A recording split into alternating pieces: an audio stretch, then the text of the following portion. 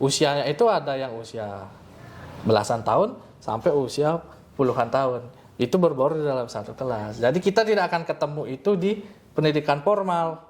Paling mereka bedanya 2-3 tahun kan, paling 1-2 tahun. Nah kalau kita bisa sampai puluhan tahun, ibaratnya bapak sama anak nih dalam satu kelas. Halo semuanya, selamat datang di podcast Bincang Bersama. Podcast tempat kita ngobrolin hal-hal yang deket banget sama kehidupan kita sehari-hari. Tapi kadang malah luput dari perhatian kita. Nah, di episode kali ini agak beda loh teman-teman. Karena kita bakal ngebahas sesuatu yang mungkin banyak dari kalian hanya mendengar namanya saja. Tetapi belum tahu sebenarnya ngapain aja sih mereka? Yap, kita bakal ngebahas mengenai SPNF, alias Satuan Pendidikan Non-Formal. Jadi buat teman-teman yang belum familiar, tenang saja, karena nantinya bakal dijelaskan pelan-pelan kok. Dan yang bikin episode ini makin seru, kita nggak sendirian. Ada tamu spesial kita yang memang terjun langsung di dunia SPNF ini. Yuk, kita kenalan langsung kepada narasumber kita pada pagi hari ini. Oke, halo Bapak. Halo, ya. Gimana perasaannya hari ini?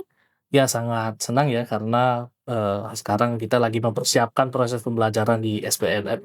Oke, mungkin bisa perkenalan terlebih dahulu agar teman-teman di rumah bisa mengetahui siapa sih Bapak dan jabatan Bapak di SPNF ini apa sih? Ya, perkenalkan nama saya Komang Eri Mahayasa. Nah, saya adalah pamong belajar. Mungkin tidak banyak orang yang tahu apa itu pamong belajar. Secara garis besarnya pamong belajar itu adalah seperti gurunya di SPNF. Oke, berarti guru itu disebut pamong ya di Ya, benar. SPNF ini. Oke, jadi dengan Bapak siapa panggilannya? Pak Eri. Jadi teman-teman yang di rumah bisa nanti kalau ketemu beliau bisa menyebut namanya Pak Eri ya teman-teman. Jadi Pak Eri ini merupakan guru atau pamong di sekolah SPNF ini. Nah, Bapak sudah berapa lama sih terjun di dunia SPNF ini? Saya ada di pendidikan non formal itu sudah cukup lama ya, dari tahun 2018. Nah, sebenarnya kalau di pendidikan non formal itu, guru itu ada 2. Ada yang namanya pamong belajar, ada yang namanya tutor. Nah, kalau yang pamong belajar itu dia khusus bertugas di SKB. Dan di SKB pun juga bisa ada tutor. Tapi kalau di PKBM namanya, itu yang pendidiknya namanya tutor, gitu. Nah, saya awalnya itu menjadi tutor di salah satu PKBM di Buleleng itu dari tahun 2018 sampai sekarang pun masih, dan 2023 saya diangkat di sini sebagai ASN untuk pamong belajar, gitu. Oke, jadi Bapaknya sudah sangat-sangat lama ya di sini ya teman-teman. Nah, sebelum kita masuk ke topik yang berat, boleh cerita dulu terlebih dahulu sih Bapak, karena orang awam itu pastinya tidak mengenal apa itu SPNF gitu. Mungkin ada baru teman-teman yang tahu mengenai SPNF ini. Mungkin bisa dijelasin gimana sih, apa sih itu SPNF itu? Ya, benar sekali. Ini juga salah satu ya yang menjadi poin kita di tahun ini, gimana kita bisa memperkenalkan SPNF itu di kalangan masyarakat. Nah, SPNF itu adalah akronimnya dari Satuan Pendidikan Non Formal. Nah, jadi di pendidikan itu kita memiliki 2 pendidikan, yaitu pendidikan formal dan pendidikan non formal. Serta dulu ada namanya pendidikan informal. Nah, pendidikan formal itu kan ada SD, SMP, SMA. Sedangkan kalau pendidikan non formal itu ada TK, SD, paket A, paket B, paket C. Nah, paket A itu yang setara SD, paket B setara SMP, paket C itu setara SMA. Kemudian juga ada keaksaraan, itu khusus untuk warga masyarakat yang belum bisa membaca. Kemudian keterampilan juga ada. Nah, itu untuk program lanjutan setelah dia selesai dari paket C, seperti itu. Jadi, pendidikan di SPNF itu sebenarnya satuannya ada 2. Nah, satuannya yang pertama itu namanya SKB. Jadi kita sekarang ada di SKB Kabupaten Buleleng. Nah, setiap satu kabupaten kota di Bali itu memiliki satu SKB. Nah, di Buleleng kita ada Satuan Pendidikan Non Formal Sanggar Kegiatan Belajar Kabupaten Buleleng. Kemudian juga ada PKBM. Nah, PKBM itu adalah swastanya gitu. Dia ada di setiap kecamatan. Setiap satu kecamatan di Buleleng minimal memiliki satu PKBM. Nah, saat ini ada 15 PKBM dan 1 SKB di Kabupaten Buleleng yang menangani program kesetaraan dari paket A, paket B, dan paket C. Gitu. Jadi, SPNF ini sebenarnya adalah jalur mereka yang tidak berkesempatan di pendidikan formal gitu. Oke, berarti untuk teman-teman kita yang memang terhambat di Benar. pendidikan formal nih Bapak. Jadi gitu ya teman-teman, dari penjelasannya Bapak tadi itu sangat mudah, apa sih itu SPNF? Nah, mungkin ini pertanyaan yang menurutku paling sering muncul di kepala orang-orang Bapak. Kita sering dengar yang seperti Bapak jelaskan tadi, SD, SMP, SMA, tapi SPNF ini muridnya siapa aja sih sebenarnya, Pak? Nah, kalau di SKB sebenarnya yang bisa bersekolah di SKB itu sebenarnya dari TK sampai SMA, bisa dibilang seperti itu. Nah, tapi untuk SKB Buleleng kita TK-nya itu terpisah karena kami memiliki NPSN yang berbeda sebenarnya, tapi masih di bawah naungan kami. Kemudian paket A, paket B, paket C itu diisi oleh semua usia. Jadi tidak ada batasan usia. Oke, maksimal yang bisa mendaftar itu adalah usia 55 tahun. Berarti lewat dari 55 tahun itu tidak bisa, Pak? Kalau lebih dari 55 tahun kan expect-nya dia akan belajar 3 tahun dan dia akan lulus di usia 58, itu sudah menginjak usia pensiun, jadi tidak boleh lagi gitu. Maksimal di 55 tahun, seperti itu. Nah, teman-teman, tadi Bapaknya sudah banyak menjelaskan apa sih itu SPNF. Nah, di sini mungkin dari teman-teman banyak pertanyaan yang muncul di kepalanya. Kita sering dengar itu sekolah formal seperti SD, SMP, dan SMA seperti yang Bapak jelaskan tadi. Nah, tapi SPNF ini muridnya siapa aja sih, Pak, sebenarnya? Nah, muridnya itu dari semua kalangan. Sebenarnya di SPNF itu bisa dari usia SD sampai usia 55 tahun. Jadi mereka yang terhambat di pendidikan formal itu bisa menempuh pendidikan non formal. Nah, yang paket A itu yang setara SD, paket B itu setara SMP, paket C setara SMA, dan itu tidak dibatasi usia. Maksimal yang bisa mendaftar itu adalah di usia 55 tahun. Kenapa 55 tahun? Karena 3 tahun jadi 58, nah 58 itu adalah usia pensiun, jadi sampai di usia 55 tahun gitu. Jadi siapapun warga negara Indonesia dan bahkan WNA pun sebenarnya boleh mendaftar di pendidikan non formal gitu. Oke, berarti di sini tuh sistemnya bebas gitu ya Pak ya, maksudnya semua kalangan tuh bisa masuk SPNF? Bisa, jadi bisa dikatakan seperti tadi bebas gitu. Siapa aja bisa, dari masyarakat yang udah kerja. Kalau yang di pendidikan formal kan, kalau mereka sudah nikah kan nggak boleh. Kalau di sini boleh. Jadi banyak peserta didik kita itu mungkin, mohon maaf dulu, menikah dulu, belum selesai pendidikannya. Nah, akhirnya setelah mereka anaknya sudah bisa ditinggal gitu, melanjutkan lagi di sini, seperti itu. Banyak yang sudah berkeluarga, bahkan dulu pernah ada peserta didik kita yang usianya itu sudah 48 tahun. Nah, dulu dia tamatannya itu sampai SMP, kemudian dia jadi ASN. Untuk menyelesaikan naik jenjangnya, dia harus tamat SMA, jadi dia ikut paket C lagi. Itu yang setara dengan SMA. Bahkan di sini pun banyak juga yang sudah bekerja di dinas atau di lembaga-lembaga tertentu, tapi ingin menyelesaikan salah satu faktornya itu adalah tadi seperti jenjang karir. Nah, yang mempersyaratkan harus lulus SMA atau setaranya. Nah, salah satu caranya yaitu dia ikut paket C gitu. Jadi tidak ada batasan pernikahan, tidak ada batasan usianya sampai 55 tahun. Kemudian tidak ada batasan ekonominya seperti itu. Jadi di sini kita memfasilitasi semuanya itu. Ibaratnya kalau di sepak bola nih ya, kita lagi Piala Dunia kan, kita tuh udah kiper nih, udah ya pemain terakhir, gawang terakhir lah gitu. Kita yang ngejaga mereka supaya tidak putus sekolahnya gitu. Berarti peran SPNF nih sangat-sangat berperan untuk masyarakat kita yang memang putus sekolah ya Bapak. Nah di sini tuh kasusnya itu banyaknya itu dia tuh putus sekolah karena apa itu Pak di sini? Nah kalau yang di SKB Kabupaten Buleleng itu faktor terbesarnya itu adalah faktor ekonomi. Nah ketika peserta didik itu dia mengalami masalah ekonomi, akhirnya lebih memilih untuk bekerja. Nah, gimana caranya dia bisa bersekolah dan sambil bekerja? Nah, itu bisa kita lakukan di pendidikan non formal atau di SPNF gitu. Jadi mereka sambil kerja, sambil sekolah seperti itu. Juga beberapa faktor penyebabnya itu adalah broken home bisa. Kemudian pernikahan dini juga bisa, tapi yang mayoritas itu adalah dari faktor ekonomi. Berarti ekonomi sangat-sangat kejam ya Bapak ya? Benar. Oke, untuk di SPNS sendiri itu ada dipungutin biaya untuk sekolah di sini Bapak? Nah untuk masalah pembiayaan, kita di SKB Kabupaten Buleleng, karena kita negeri, termasuk juga PKBM yang swasta, itu ditanggung dalam BOP namanya. Biaya Operasional Pendidikan.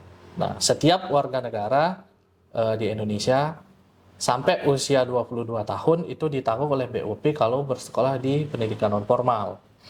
Nah, setiap orang saat ini itu ada nilainya sekian juta gitu per tahunnya. Jadi, pendanaan itu kita berasal sepenuhnya dari BOP. Nah, gimana kalau yang mereka yang di atas usia 22 tahun itu kan sudah tidak ditanggung lagi oleh pemerintah. Itu tergantung dengan kesepakatan kita dengan peserta didik tersebut. Apakah dia mampu untuk membayar atau tidak? Kalau tidak ya kita tidak pungut.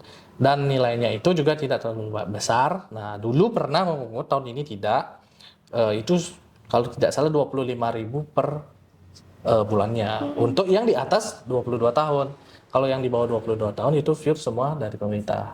Nah di tahun pelajaran kemarin itu kita subsidi silang istilahnya. Jadi dana BOP ini cukup untuk mendanai 1 tahun. Jadi yang walaupun usianya sudah lebih, nah, tanpa mengurangi hak dari peserta didik yang di bawah 22 tahun, yang di atas 22 tahun juga kemarin tidak bayar gitu.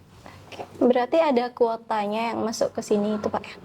Oh, tidak, kalau kuota tidak, tapi pembiayaannya itu yang dibatasi adalah usia.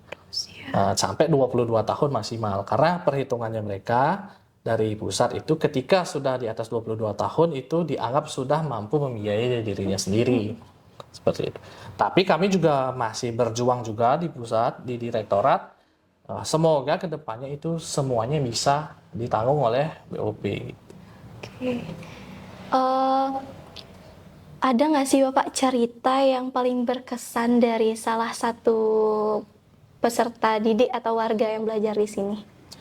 Tentu kalau cerita yang berkesan-berkesan itu banyak sekali ya. Karena kita punya peserta didik itu diferensiasinya tuh besar banget. Mereka sangat berdiferensiasi. Misal dalam satu kelas usianya itu ada yang usia belasan tahun sampai usia puluhan tahun. Itu berbaur di dalam satu kelas. Jadi kita tidak akan ketemu itu di pendidikan formal. Paling mereka bedanya 2-3 tahun kan, paling 1-2 tahun. Nah kalau kita bisa sampai puluhan tahun, ibaratnya bapak sama anak nih dalam satu kelas. Nah itu kesan kita yang paling serunya itu adalah pas proses pembelajaran itu.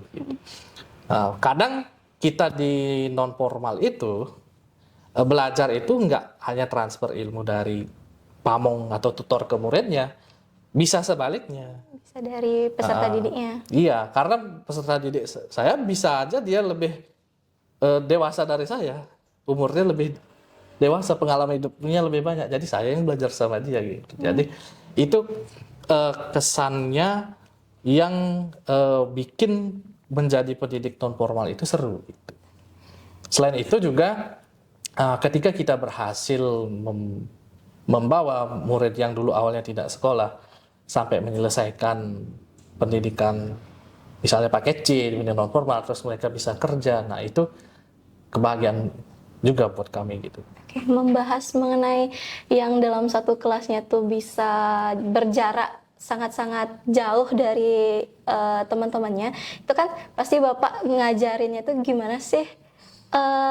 Cara Bapak untuk supaya teman-teman atau yang di usianya lebih tinggi dari Bapak itu bisa menerima apa pembelajaran yang Bapak berikan. Nah, tentu itu ada strateginya ya. Nah, ini yang mungkin saat ini belum familiar ada di Universitas Pendidikan, yaitu tentang andragogi. Nah, adik-adik pasti yang mahasiswa, yang jurusan pendidikan pasti pedagogi kan. Iya. Nah, siapa sih yang belajar pedagogi? Itu adalah anak. Nah, sampai usia remaja. Tapi kalau di andragogi itu adalah teori pembelajaran orang dewasa. Nah, makanya pamong belajar itu seperti saya menguasai itu harus dari usia 0 sampai andragogi. Dari TK, paket A SD, paket B SMP, paket C SMA, dan pembelajaran orang dewasa. Nah, salah satu strateginya itu yang paling sering digunakan adalah kita menggunakan pengalaman murid itu sebagai objek pembelajaran. Nah, karena dia sudah punya pengalaman. Nah, itu yang kita jadikan sebagai objek pembelajarannya. Bukan kita yang ngasih ke mereka. Nah, ketika sekarang ada peserta didik yang usianya remaja, terus ada yang usianya dewasa, pengalaman belajar dari orang dewasa ini kita bahas di sana. Yang peserta didik yang berusia remaja jadi connect. Gitu. Itu poin plus sebenarnya, kemudahan untuk kita mengajar juga seperti itu. Ada nggak sih Pak tantangan dalam mengajarnya itu? Mungkin tantangan terbesarnya sebagai pamong belajar itu di pendidikan non formal itu adalah ketika peserta didik itu dia lebih mengutamakan pekerjaannya gitu. Jadi banyak juga peserta didik kita yang ketika dia sudah bekerja, jadi program pembelajaran di paket C atau paket B-nya itu diabaikan. Nah, itu tantangan terbesarnya. Jadi kalau kita juga punya namanya program pendampingan dan pembimbingan. Setiap satu peserta didik itu punya pembimbingnya. Ketika seorang peserta didik ini sudah tidak aktif lagi belajarnya, nah, pembimbingnya terjun langsung ke lapangan. Cari ke rumahnya, apa penyebabnya. Nah, itu tantangan terbesarnya. Karena kan proses pendidikan di pendidikan non formal itu juga harus melalui proses. Tidak bisa sekolah itu tanpa melalui proses pembelajaran. Cuman di pendidikan non formal itu proses pembelajarannya berbeda sedikit dengan pendidikan formal. Kalau pendidikan formal itu 100% tatap muka. Setiap jam pelajaran harus ada di kelas, harus ada di sekolah. Tapi kalau pendidikan non formal itu kita punya 3 skema. Ada 3 cara. Tatap muka, tutorial, dan mandiri. Gitu. Jadi ada yang tatap muka di sini di SKB, tapi ada juga yang bekerja, dia belajarnya tutorial. Jadi kita ngasih modul yang harus dia kerjakan dalam nanti 1 bulan dia masuk sekali untuk membahas hasil dia belajar secara tutorialnya itu. Bahkan ada juga yang penuh mandiri. Misalkan yang sudah bekerja, dia sudah orang dewasa, kita asesmen dia sudah mampu untuk belajar mandiri, nanti dia bisa belajar mandiri.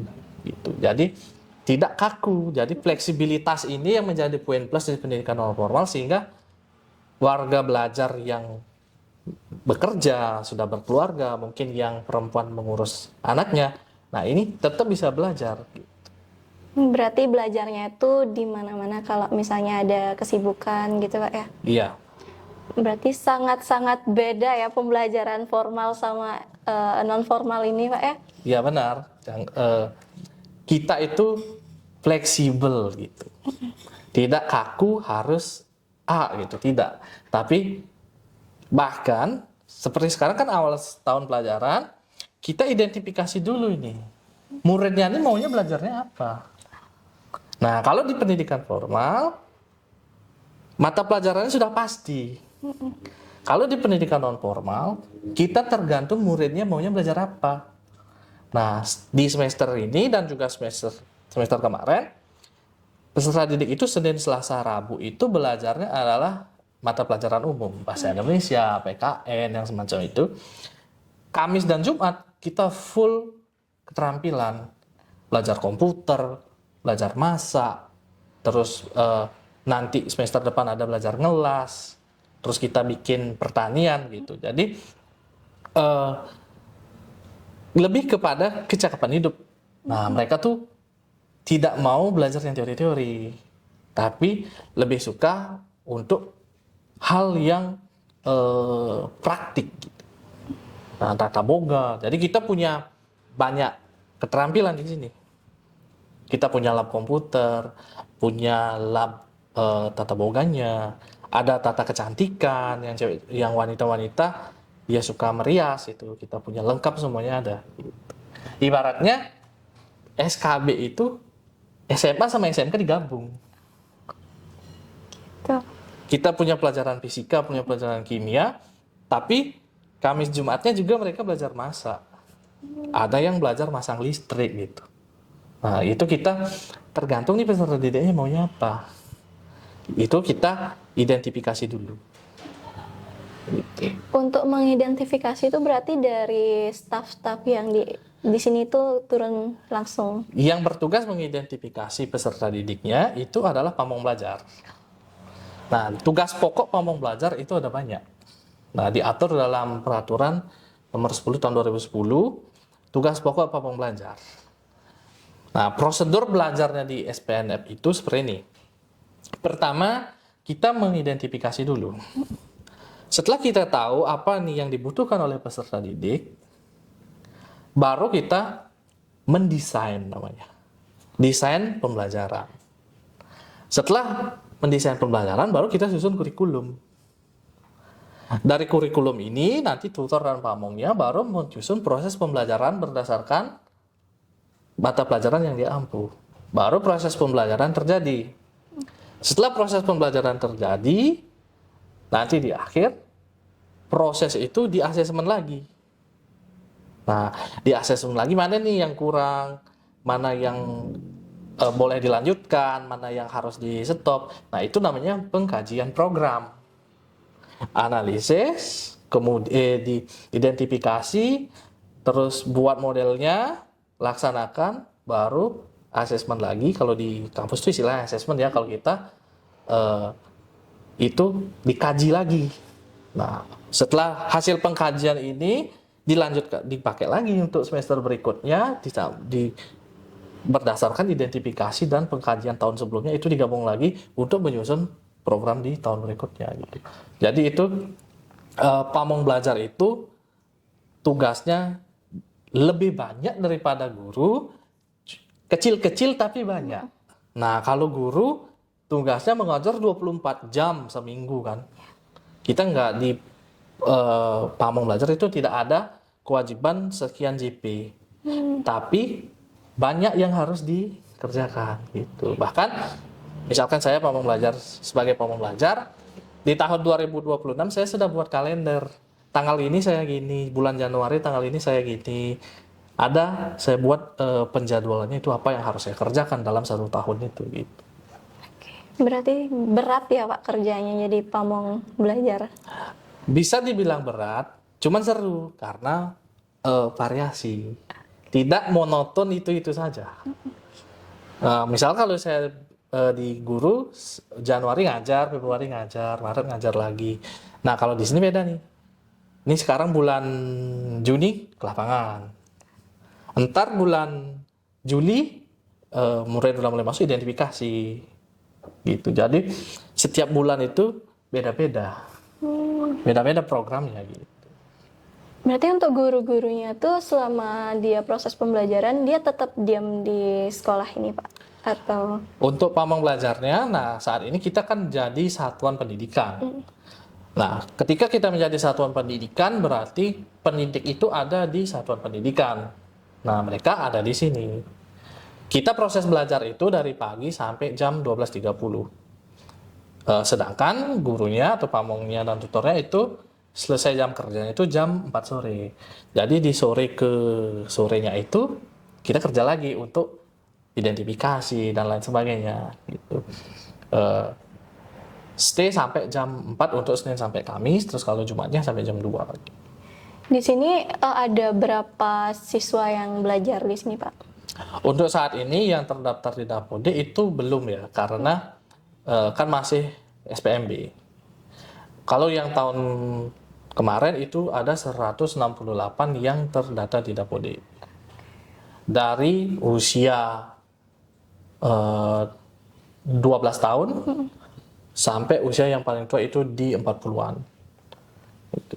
Dari ada yang kelas 4 sampai dengan kelas 12. Berarti lumayan banyak ya, Pak? Banyak. Nah, ada berapa guru sih yang ngajar di sini nih, Pak? Nah, saat ini pamong belajarnya itu ada 13. Ditambah dengan 2 tutor. Jadi totalnya pengajarnya itu ada 15. Dan 15 itu harus menguasai semuanya ya mengenai pembelajaran. Benar. Oke, sangat-sangat luar biasa ya pamong belajar di sini. Karena nggak semua orang itu bisa mengajari yang memang di atas usia kita gitu kan Pak ya. Pasti harus menyesuaikan sama murid-muridnya gitu. Nah, apa sih Pak kendala terbesar dalam pendirian SPNF ini?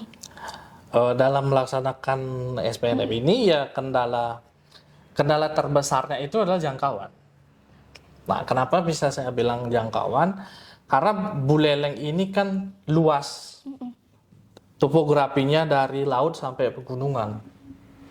Sedangkan saat ini masih ada hanya 16 SPNF, 15 PKBM dan 1 SKB.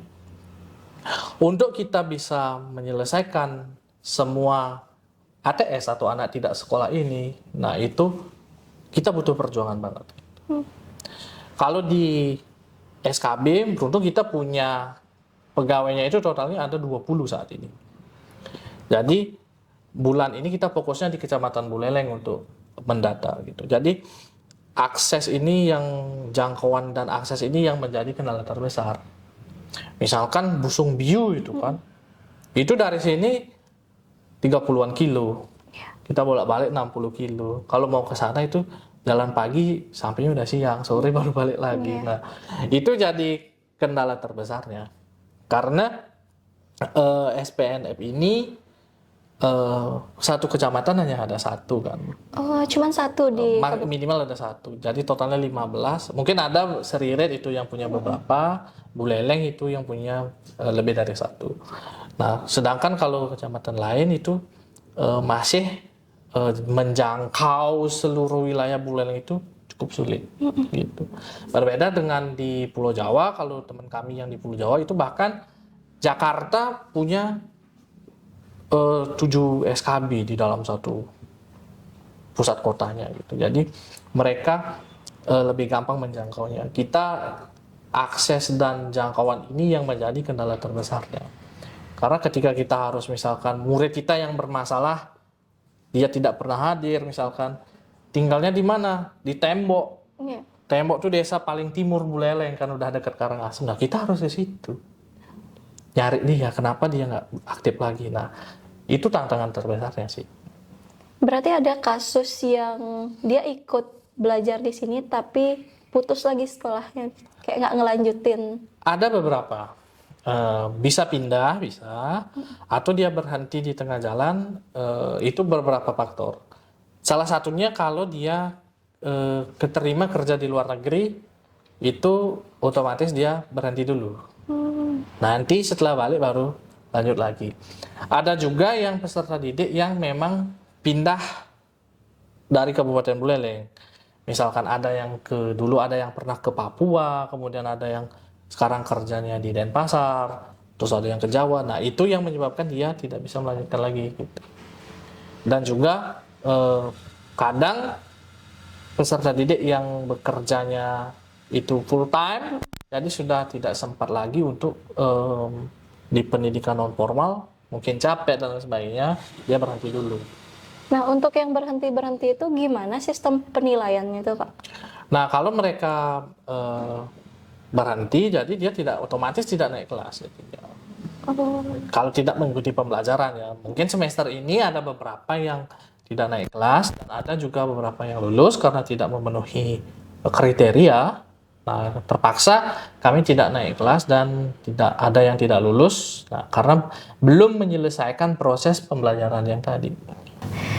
Mungkin itu saya yang beberapa pertanyaan-pertanyaan mengenai SPNF dari saya, Bapak. Nah, jadi teman-teman, kita sudah mengobrol banyak banget mengenai SPNF, yang dimana SPNF ini tuh perannya sangat besar buat masyarakat karena SPNF ini merupakan pembelajaran non formal, yang dimana untuk teman-teman yang putus sekolah karena hambatan-hambatan atau faktor lainnya, itu bisa ditampung di SPNF atau pendidikan non formal. Oke, mungkin banyak dari teman-teman yang awalnya belum tahu apa itu SPNF. Dengan menonton podcast kali ini, teman-teman bisa tahu apa sih itu SPNF. Nah, sebelum kita tutup, boleh dong Bapak titip pesan penutup buat teman-teman yang di rumah yang mendengarkan podcast pada pagi hari ini.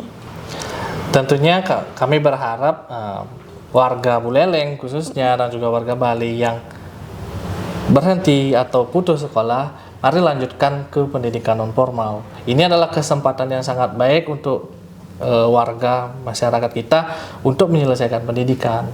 Tentu kita tidak akan tahu di masa depan ijazah itu akan dibutuhkan atau seperti apa, karena pemerintah sudah menjamin pendidikan kita. Jadi manfaatkanlah SPNF ini sebagai salah satu cara untuk menyelesaikan pendidikan ketika kalian terkendala di pendidikan formal. Benar banget teman-teman. Jadi teman-teman yang memiliki kendala putus sekolah, jangan khawatir, jangan putus asa, karena di sini pemerintah sudah menyiapkan atau memfasilitasi yang namanya pendidikan non formal.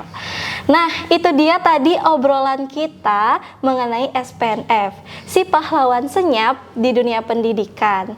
Makasih banyak buat narasumber kita yang sudah mau bercerita atau memberi pengalaman atau memberikan informasi penting mengenai SPNF.